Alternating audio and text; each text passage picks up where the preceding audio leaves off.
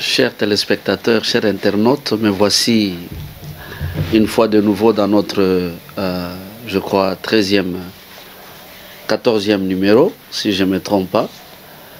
Je crois que le 13e numéro, c'est notre journaliste de la maison eNews 24 TV qui avait prêché et qui nous a épaté, mais moi seulement j'ai dit, il s'est mis la corde au cou en délivrant ces messages. Et les gens ont réagi, ah bon? Ah bon? Je dis bon. Donc à partir de ce temps, ici on va commencer à les regarder. Et donc c'est ça. Dans notre 14e ou 13e numéro, tous ceux-là qui nous suivent, peut-être ils peuvent nous donner bien la numérotation, mais je sais que nous sommes au niveau de 13e ou 14e numéro. Merci beaucoup pour votre attention. La raison pour laquelle vous ne m'avez pas vu la semaine passée, c'était un confinement brusque qui nous est arrivé. Alors, le gouvernement avait décidé de nous confiner tous. Et on nous a confinés pendant 5 jours. Et dimanche était parmi les 5 jours là, confinés, de confinement. Et puis, la semaine passée, on nous a libérés de ce confinement. Et voilà, nous sommes là. C'est pourquoi priez pour nous. Chaque fois qu'il y a coronavirus qui s'éparpille un peu par-ci, par-là, on est en train de confiner tout notre État ou toute notre ville. Voilà. Donc c'est ça. C'est la raison pour laquelle vous nous avez manqué la semaine passée. Mais voilà, Dieu nous a fait grâce. Merci beaucoup. Aujourd'hui, je viens avec un thème intitulé « Nous sommes la lumière du monde ». Nous sommes la lumière du monde. Nous qui? Nous, enfants de Dieu. Nous sommes la lumière du monde. Nous allons lire, avant de prier, notre livre de Matthieu chapitre 5. Notre livre de Matthieu chapitre 5 à partir de 14e verset. Ça, c'est Jésus qui parle. Il dit, « Vous êtes la lumière du monde. Une ville située sur une montagne ne peut être cachée. Et on n'allume pas une lampe pour la mettre sous le boisseau, mais on la met sur le chandelier et elle éclaire tous ceux qui sont dans la maison. Que votre lumière luise ainsi devant les hommes, afin qu'ils voient vos bonnes œuvres et qu'ils glorifient votre Père qui est dans les cieux. » Nous allons prier. Seigneur Dieu Tout-Puissant, merci pour cette opportunité que tu nous as offerte. Nous sommes en train de partager cette parole et je suis en train de prier que le Saint-Esprit m'aide à communiquer exactement ce que tu veux que ton peuple écoute. Nous ne sommes pas ici pour démontrer ce que nous connaissons, mais plutôt pour communiquer ta pensée. Éternel, bénis tout celui qui se donne ou celle qui se donne le temps de nous suivre. Dans le nom glorieux de Jésus, nous avons prié. Amen. Ici, Jésus est en train de parler. Il dit, vous êtes la lumière. Moi, j'ai intitulé le message, nous sommes la lumière, parce que je suis concerné dans le message. C'est-à-dire, moi qui vous prêche, je suis obligé aussi de démontrer ce que je suis en train de vous parler.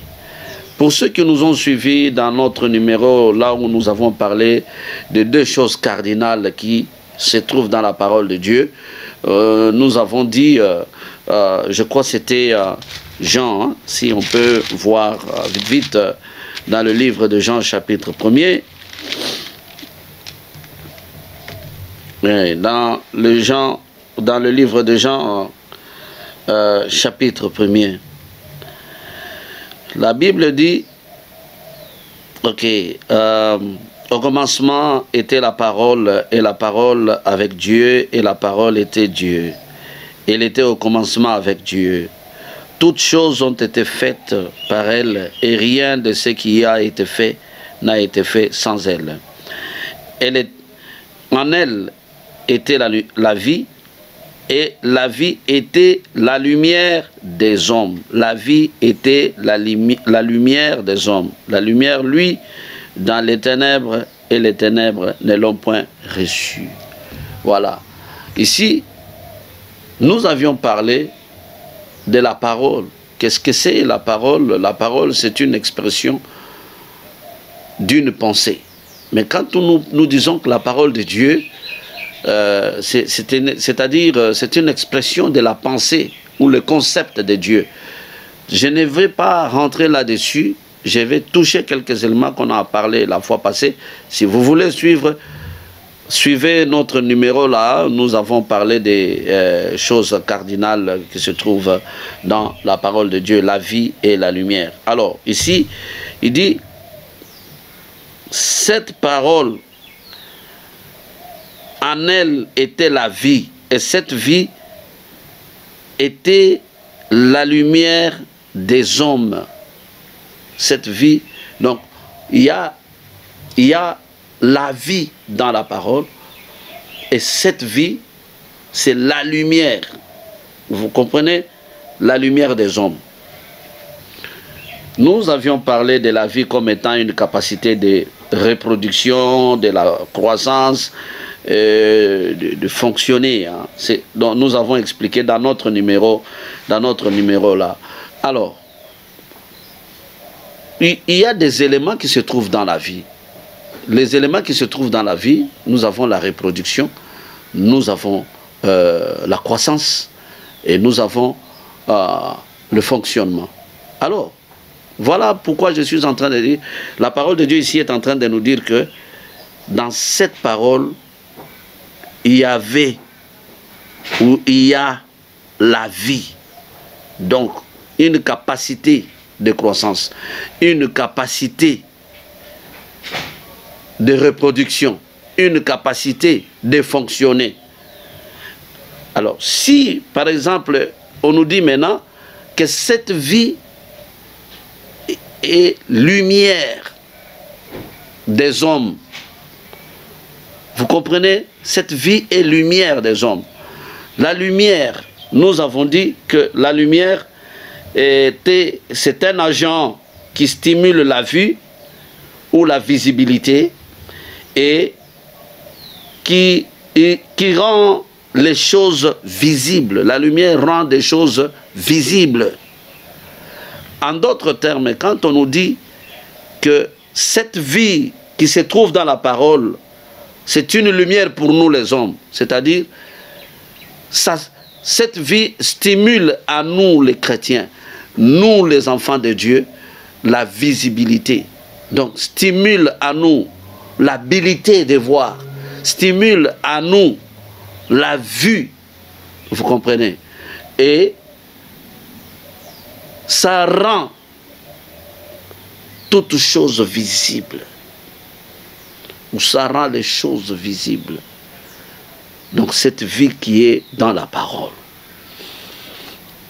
Maintenant écoutez, ici nous sommes en train de parler que nous, enfants de Dieu, nous sommes la lumière du monde.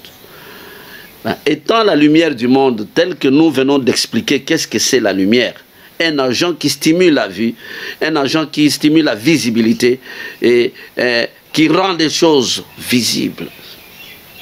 Donc, partout où se trouve un enfant de Dieu, doit impacter.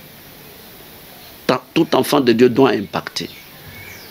Donc, là où vous êtes, vous allez attirer l'attention. Non seulement parce que vous priez à haute voix, non seulement parce que vous chantez beaucoup, non seulement parce que vous vous habillez bien, mais plutôt parce que vous avez la parole de Dieu, la vie en vous. Et cette vie est lumière. C'est-à-dire, comme cette vie est lumière, vous éclairez le monde. C'est pourquoi la parole de Dieu dit ici que votre lumière luise parmi les hommes. Maintenant, moi je vous pose une question. Quel est votre mode de vie? Quand par exemple nous sommes la lumière du monde, je suis la lumière du monde. La lumière du monde, partout où nous vivons, nous devons éclairer les lieux là. Nous devons éclairer les gens là qui nous entourent. Partout où nous vivons, nous devons éclairer les gens qui nous entourent. Mais vous, quand vous vivez dans votre famille, il arrive des fois, vous venez de familles très conflictuelles, hein? Des conflits de générations. La descendance de telle tante, la descendance ou les enfants de tel oncle ou les enfants de tel ou de tel. Donc vous ne pouvez pas vous parler des années et des années de conflit sur conflit.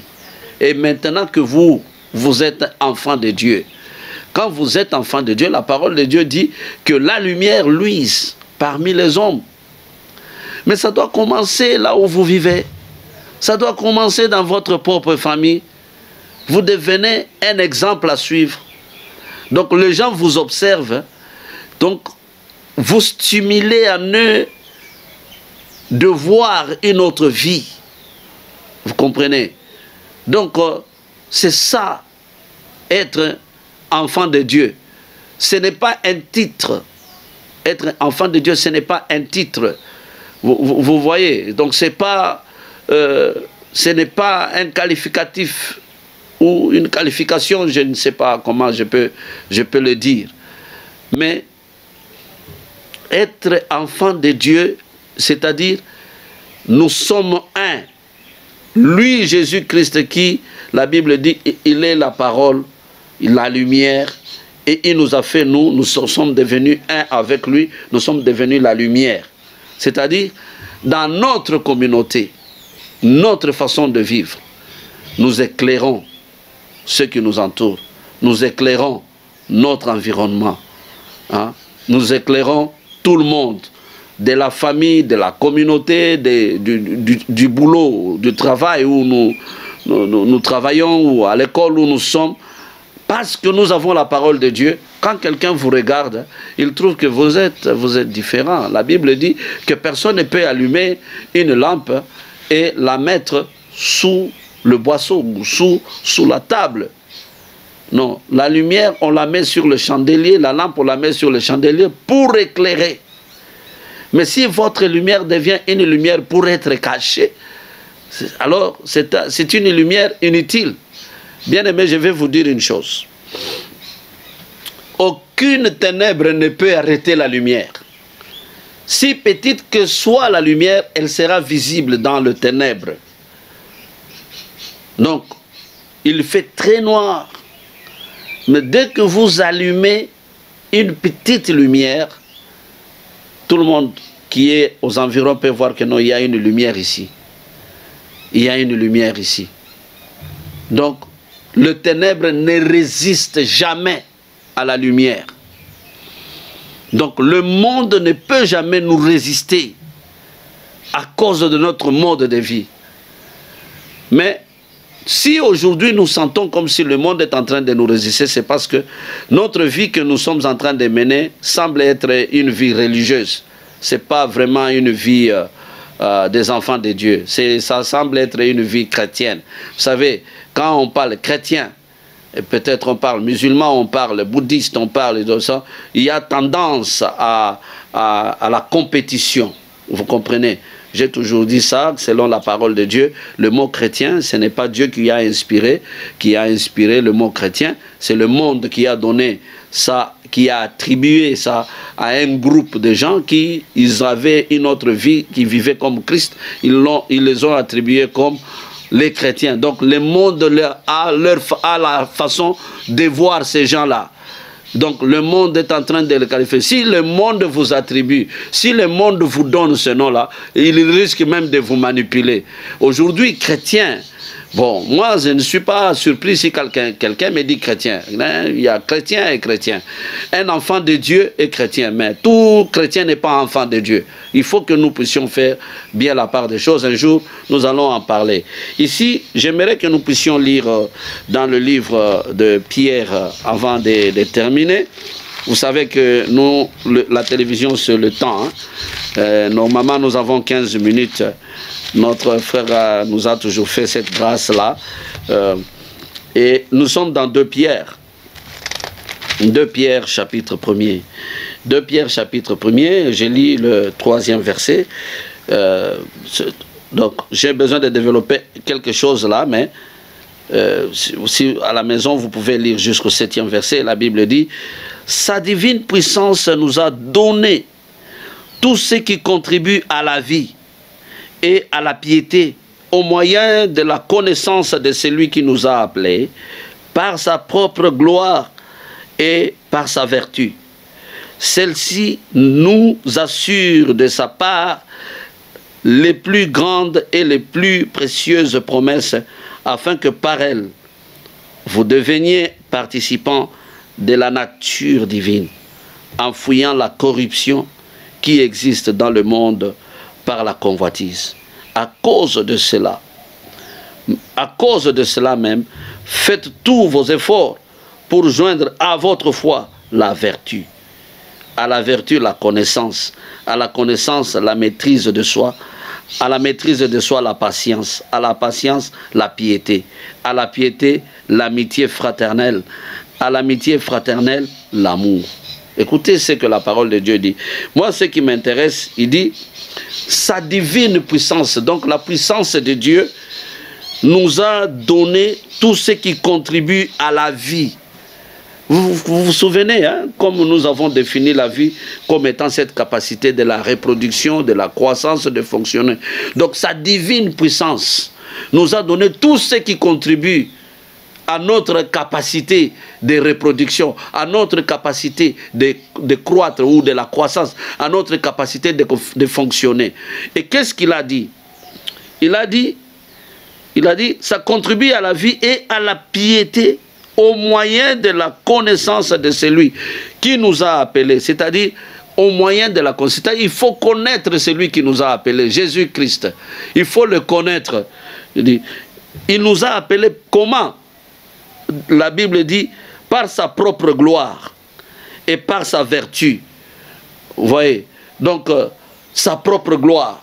La gloire, je peux dire, une renommée éclatante. Hein?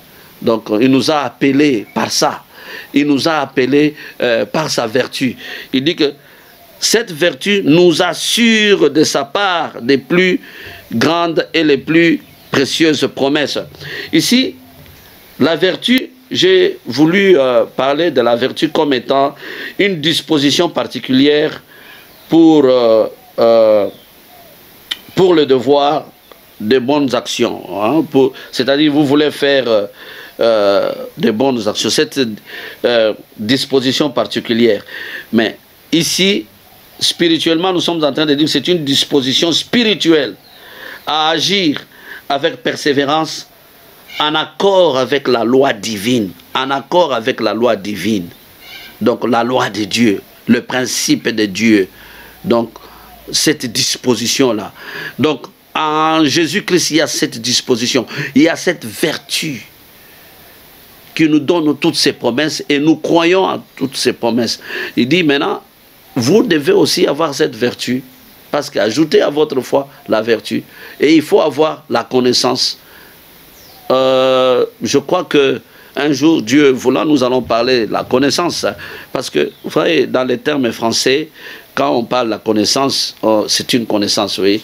Mais quand nous rentrons dans l'interprétation des Grecs ou des Hébreux, vous allez voir que le mot connaissance a différentes façons de définir. Donc la connaissance, il y a différentes façons de définir.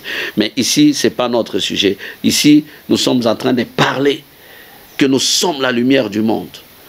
En tant que la lumière du monde, nous devons avoir cette vertu à nous qui est en Christ.